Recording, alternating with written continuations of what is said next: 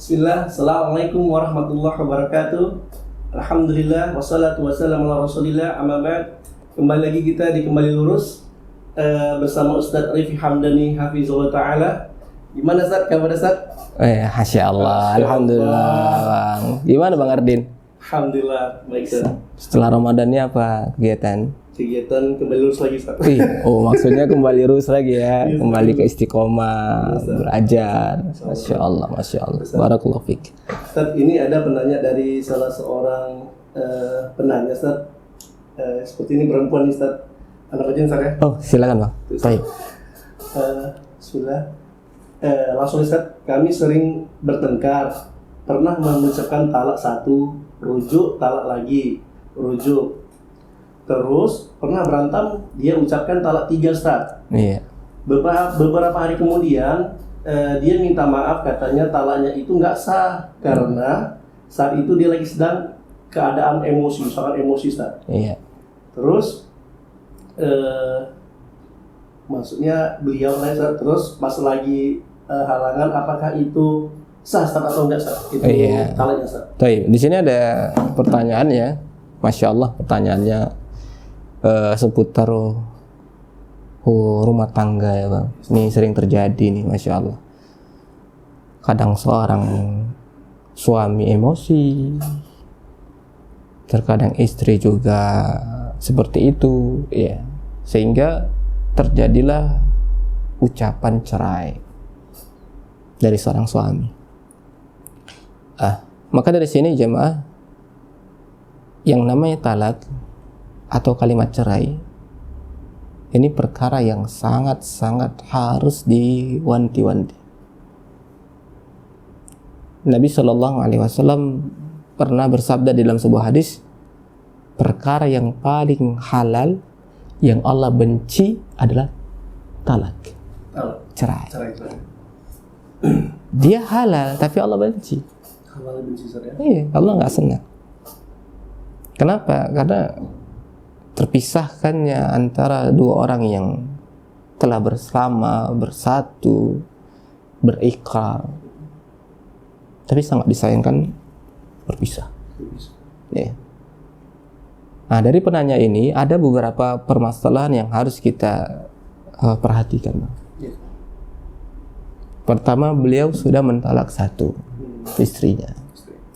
Kemudian dia mentalak yang kedua. Kemudian di talak yang ketiga, di sini beliau mengatakan dia mengucapkan itu dengan emosional.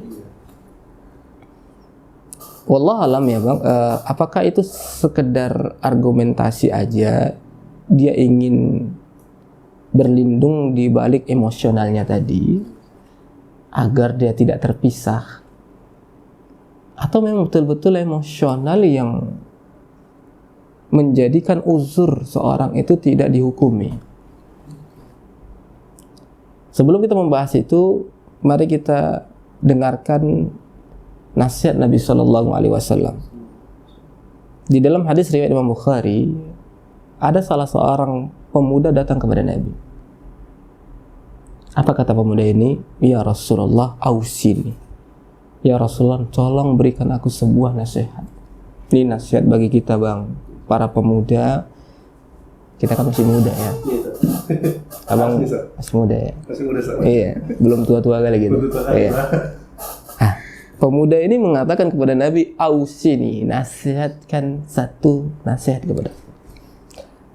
Dan Nabi Shallallahu Alaihi Wasallam seorang Nabi, seorang Rasul yang paham kepada kondisi penanya. Jadi apapun seorang penanya datang kepada beliau, beliau akan berikan nasihat. Dan itu berbeda-beda Bang. Tergantung kondisi penanya. Ternyata si penanya membutuhkan amalan-amalan, beliau akan kasih amalan-amalan yang baik.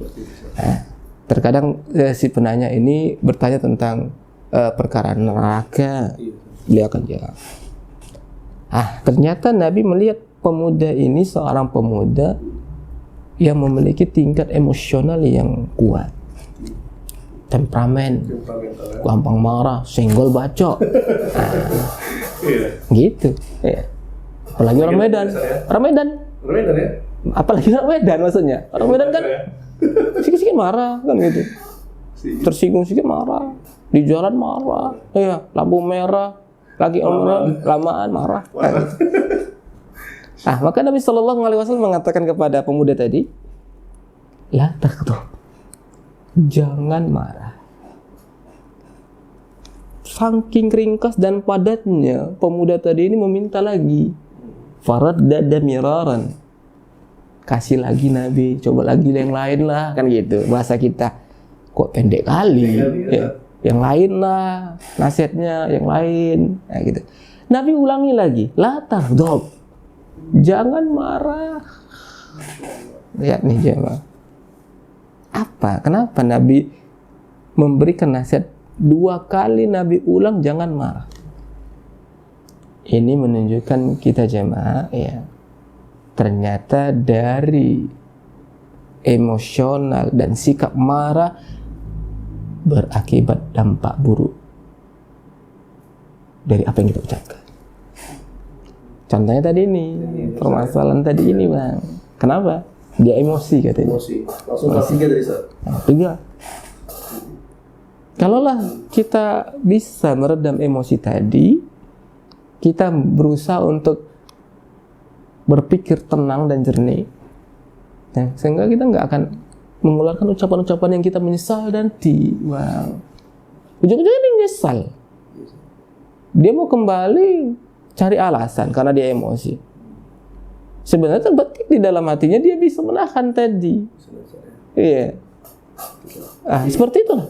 Tipikal kita seorang laki-laki, seorang pria, ada tuh emosional di dalam hati kita. Kita nggak bisa menahannya. Apalagi udah di sini nih. Pingin kita muntahkan aja semuanya. Pingin kita keluarkan aja. Tapi ada tipsnya Ustaz? Tipsnya supaya nahan emosi itu lagi bertengkar sama istri ini Ustaz kan? Ada tips-tipsnya untuk kita supaya emosi itu tidak terlampiaskan. Oh ada bang. Ada. Nanti kita akan jelaskan tipsnya itu. Maka dari sini kita lihat jemaah. Apakah talaknya tadi itu jatuh atau enggak sah? Ya kita lihat innamal a'malu binniyat. Semua tergantung dengan niatnya. Kalau memang niatnya tadi dia memang betul mengucapkan kata cerai, dia ingin berpisah, sehingga setelah itu dia kembali memikirkan dan berargumentasi dengan emosional tadi, ya jatuh bang. Jatuh 3. Selesai. Berarti mau dia bercanda pun, mau dia gimana, kalau dia kena talak 3 habis. Karena ini nggak bisa dibuat bercanda. 3 hal yang tidak bisa dibuat bercanda itu diantaranya adalah ucapan cerai. Misalnya kita lagi bergurau, bercanda gurau sama istri kita, cocok, aku cerai juga lah kau nih. Talak 3 lagi dia. Talak 3 pula katanya kan. Habis lah. Karena dia yang pertama sudah, yang kedua sudah, yang ketiga nih terakhir kan. Nah, tapi kalau memang betul emosinya tadi itu sehingga menutup akalnya, nggak bisa berpikir lagi orang kalau udah emosi hitam dia bang, gelap semuanya. Nah itu yang seperti itu, insya Allah tidak terhitung bang. Tidak terhitung. Karena dia emosi itu. Karena emosi bang. Iya. Ini poin pertama bang. Poin yang kedua, beliau bertanya, si istri dalam keadaan haid, halangan. Apakah seorang suami mentalak istrinya dalam keadaan haid itu jatuh atau enggak? Seumpama kita nih contohnya, saya mentalak istri saya, dia dalam keadaan haid. Apakah ini dihitung 1 apa enggak?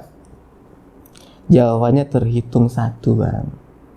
Tetapi ini disebut sebagai talakul bid'i, talak yang tidak dianjurkan. Dalilnya apa? Contohnya apa? Contohnya pernah terjadi di zaman sahabat Nabi SAW mengatakan kepada Abdullah bin Umar. Abdullah bin Umar pernah mentalak istrinya dalam keadaan haid. Umar bin Khattab ayahnya marah. Akhirnya ngadu kepada Nabi. Nabi datang menasihatkan kepada Abdullah bin Umar. Apa kata kepada Rasulullah kepada Abdullah bin Umar? Fal yuraji'ha. Kau kembalikan dia, rujuk lagi kalian. Ucapan rujuk ini menunjukkan jatuh. Talaknya jatuh 1. Kenapa? Karena Nabi kalau nggak jatuh ngapain dia? Ngapain Nabi SAW nyuruhkan kepada Abdullah bin Umar untuk rujuk kan gitu. Nah ini. Jadi mau dalam keadaan haid, dalam keadaan suci, kita mentalak istri kita, jatuh. Jadi kembali kepada titik poin yang terbesar, Bang. Tahan emosi. Dan jangan gampang marah. Jadi gimana tipsnya itu agar kita terhindar dari emosi yang bergejolak, amarah yang sangat. Banyak tipsnya sebenarnya, Bang, yang telah diterangkan di dalam hadis Nabi. Bahkan Allah juga mengisyarkan di dalam Al-Quran.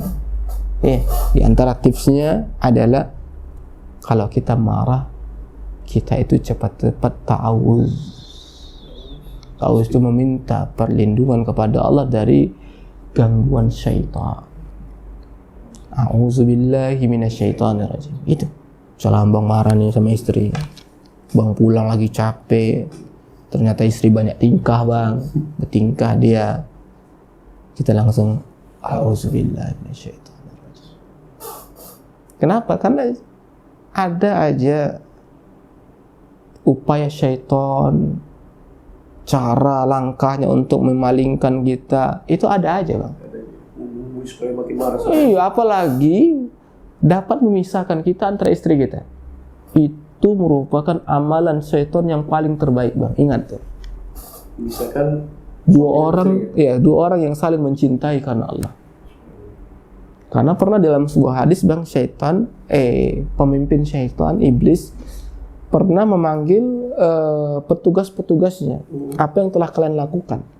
Dipanggil satu, kau apa yang telah kau lakukan? Aku telah memurtadkan seorang. Biasa. Kau apa yang telah lakukan? Aku telah menjatuhkan ke dalam riba. Oh, biasa. Kau apa yang telah lakukan? Aku telah memisahkan antara dua orang yang saling mencintai. Langsung berdiri dia. Ini dia. Ini kerja yang bagus. Dapat reward.